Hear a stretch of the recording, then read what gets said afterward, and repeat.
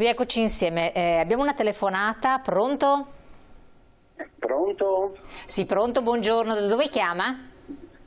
Sì, dalla provincia di Padova, Giovanni, salve. Salve Giovanni, dica tutto. Volevo chiedere gentilmente al suo ospite, allora, io ho mio figlio che è un poco, fatto la scuola a 5 anni con esperienza, un anno a Londra che ci è costato alla famiglia, oltre lo stipendio che prendeva, a Londra è carissima, ok, 10.000 euro di investimento oltre tutti gli anni di scuola. È ritornato in Italia, trova lavoro, sì, spesso, però sottopagato e sottostipendiato con 5, 6, 7 anni di esperienza. A 1.500 euro, 25 anni, 60 ore a settimana. Non lo dice mica Presidente questo. Allora, sì, chiaro. Gente specializzata, gente che deve prendere minimo 2.000 euro minimo al mese, con ristoranti di pesce che alla gente chiedono 80-100 euro a testa, va bene? A posto, grazie. Grazie del suo intervento.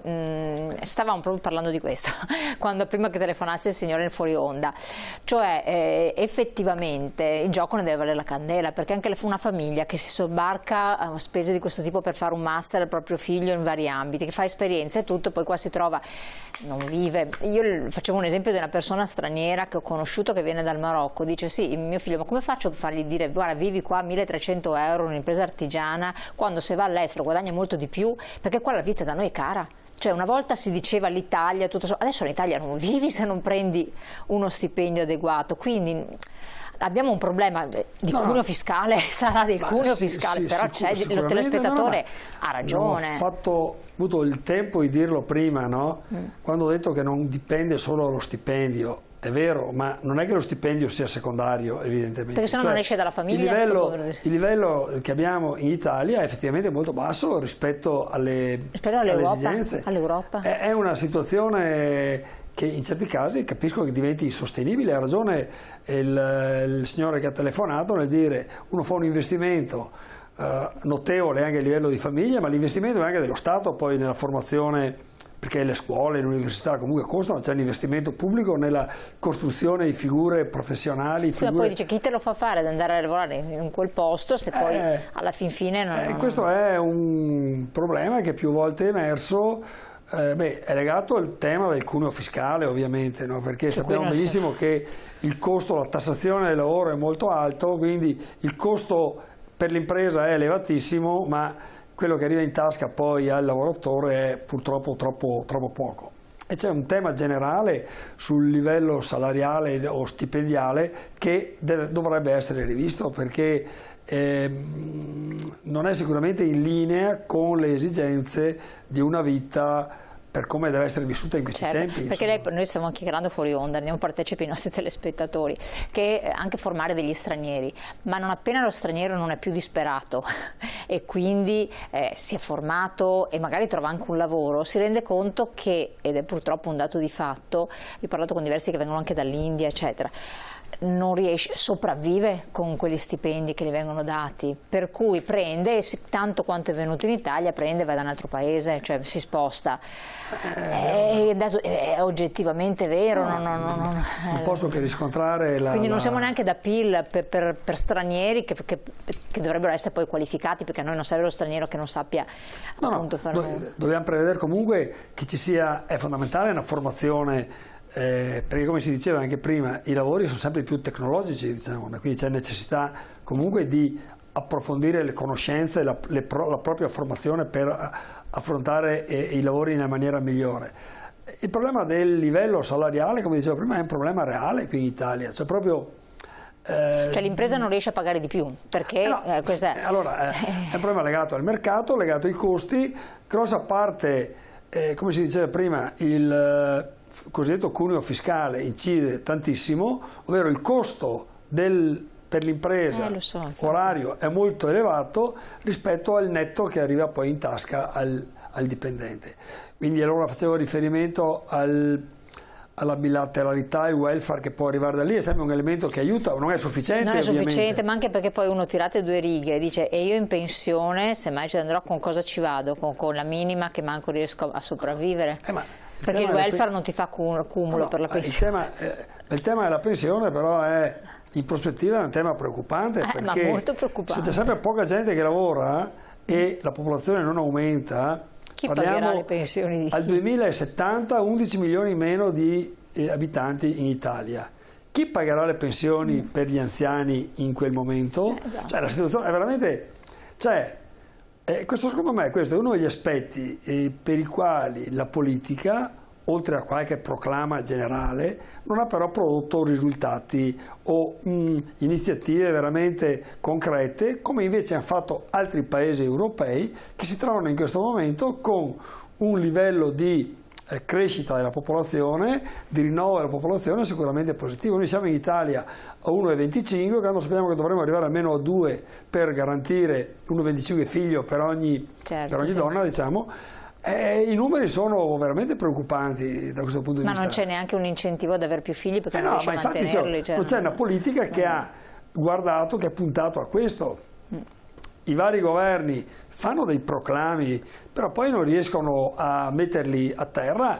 Io capisco che ci sono problemi economici di tanti tipi, per carità, però di fatto la sostanza è questa, insomma. Quindi, ed è un aspetto questo, secondo me, per il quale viene dato troppo peso, cioè considerata una cosa, beh sì, ora che arriviamo al 2050, 2070, ma invece ci dovrebbe essere un'attenzione maggiore. In Francia, che la prendiamo sempre come riferimento, ha avuto un approccio ben diverso, infatti adesso da quel punto di vista stanno molto meglio di noi, insomma, ecco, hanno un livello di rinnovo, di crescita della popolazione che è molto, molto positivo. Poi anche lì c'è il problema dell'immigrazione, ci sono tantissime cose da vedere nel loro insieme, no? Però in Italia è così, cioè una giovane coppia che si sposa, prima di fare un figlio ci pensa veramente, insomma, quando ne ha fatto uno dice beh, ragioniamoci, perché non c'è il problema per le donne che lavorano per poter accudire i figli, manca le strutture soprattutto in parte d'Italia per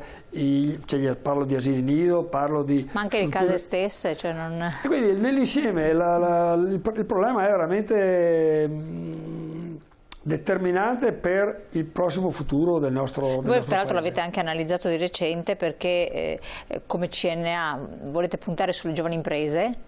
E anche questo, anche i giovani imprenditori si trovano ad avere delle problematiche. Poi, non voglio entrare nel merito del reddito di cittadinanza, sul quale ci sarebbero tante cose da poter dire, ovviamente, però in generale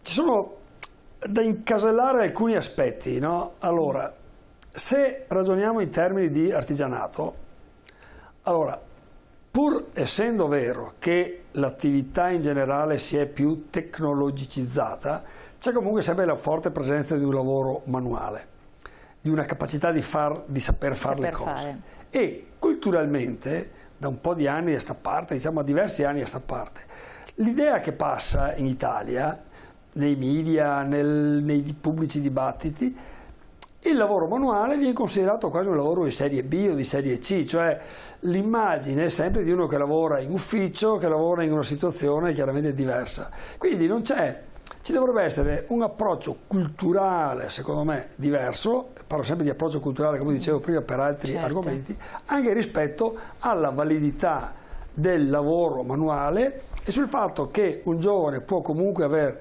soddisfazione, può formarsi, può realizzarsi anche nei lavori strettamente artigianali, che in certi casi diventano anche artigianato artistico quasi. Può anche arrivare a quel punto, però lì è un discorso secondo me culturale, educativo, ma anche di comunicazione. Certo, sì. E io lo dico sempre, è stato eclatante, abbiamo avuto la telefonata del telespettatore, il figlio che è andato a fare cuoco chef, quindi perché? Perché si è puntato tantissimo su questo discorso degli chef che sono diventati personaggi.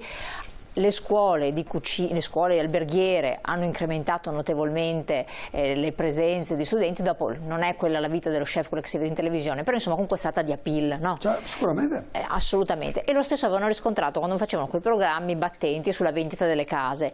Parlavo con la categoria degli agenti immobiliari, loro hanno avuto un incremento di persone che volevano fare l'agente immobiliare perché erano affabulati, affascinati da questo tipo di professione, come veniva palesata in televisione e anche comunque soprattutto e anche in altri mezzi di comunicazione. Quindi vuol dire che bisogna trovare anche dei sistemi per rendere affascinanti certe professioni, non so come, perché non è che sono il genio della lampada, però vero, perché alla fine si vede che diventa attrattivo quel lavoro che in qualche modo ti viene presentato sotto anche degli aspetti che possono essere allettanti, piacevoli, cioè non solo... Certo, non è secondario questo aspetto, sono perfettamente d'accordo, ed è quello che anche noi come associazioni cerchiamo in qualche misura, nei limiti delle possibilità, di poter veicolare all'esterno. Cioè adesso c'è ad esempio il tema del maestro artigiano, no? È stato istituito, è stato presentato il marchio, ci sono già alcuni che si sono formati per diventare maestri artigiani.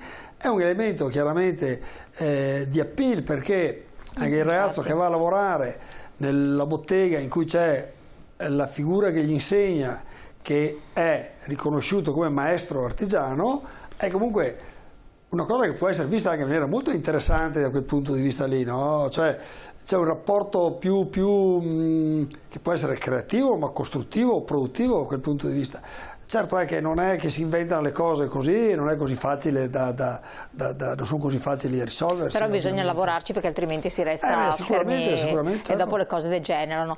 Per quel che riguarda invece un altro aspetto interessante che avevamo affrontato sempre prima della trasmissione, ma perché è di estrema attualità e vi riguarda anche perché sono tante le imprese artigiane coinvolte, si parla di auto elettriche che dovranno essere vendute categoricamente dal 2035. Polemiche sulla cosa, chi è favorevole, chi no. Voi come la vedete? Noi vediamo che è un grosso problema e cerco di spiegarmi. Allora, premesso che non ho niente di personale contro le auto elettriche, anzi ben venga, nell'ambiente urbano il futuro probabilmente sarà quello, però l'approccio che c'è stato da parte dell'Europa su questo tema, secondo me, non ha tenuto conto delle realtà territoriali che ci sono a livello di Europa. Perché è vero che in Norvegia viaggiano quasi tutti in macchina elettrica, però sono, mi lasci dire, 4 gatti rispetto a un territorio enorme, hanno la produzione più grande di petrolio e gas che vendono tutti gli altri paesi, hanno una pubblica amministrazione quindi che è uno Stato che è ricchissimo e quindi può fare colonnine di ricarica ogni 10 metri, può garantire anche il sostegno economico a chi acquista la macchina elettrica. Ma detto questo, solo come esempio, diciamo, certo, la realtà dell'Italia è molto diversa. Però noi dobbiamo vedere che il sistema dell'automotive in Italia occupa tantissime aziende come subfornitura, ma non solo, anche nell'assistenza, nella manutenzione. Ci dovrà essere una fortissima riconversione, perché chi fa le marmitte di scarico dei motori chiaramente non potrà più farle, perché salvo quelle che andranno a sostituire quelle vecchie, c'è da fare quindi una forte riconversione. E anche nella manutenzione, nei meccatronici che lavorano nella riparazione dei mezzi dovranno quindi riformarsi, rimparare il mestiere, perché dovranno lavorare su situazioni diverse. E qui c'è il nodo, secondo me, perché c'è la necessità quindi di una contribuzione da parte del pubblico, da parte dello Stato, nell'agevolare questa riconversione del sistema produttivo, perché sennò la gente rimane a casa e le aziende chiudono. E non si vendono. Cosa succede? In Germania l'hanno già detto, hanno un surplus fiscale notevole, quindi sono in grado di dare gli aiuti di Stato molto sostanziosi alle proprie aziende perché possono rimanere sul mercato. In Italia questo non c'è, quindi saremo bastonati ulteriormente. È un aspetto questo, non secondario. C'è il tema degli aiuti di Stato, che è in dibattito in questi giorni, proprio a livello europeo, può essere determinante anche in generale, ma anche per questo specifico settore della conversione alla mobilità elettrica. Poi potremmo fare tanti ragionamenti sulla bontà o meno, cioè potremmo perderci una giornata a parlare di questo, sull'opportunità, sul fatto che la rete ancora non sia sufficiente, sul fatto che le macchine costino tantissimo, quindi diventa quasi difficile, durano di meno. Diventa molto difficile per la categoria media quasi fra un po' permettersi poter acquisire la macchina, perché i costi che ci sono sarà tutto da rivedere. Forse la macchina si utilizzerà solamente a noleggio il giorno che serve, ma io penso, ma dopo il lavoro voglio vedere come chi vive in montagna come su da me, o così esatto. come fa con una macchina, insomma i problemi sono veramente tanti. La interrompo un attimo, abbiamo la pubblicità, torniamo tra poco.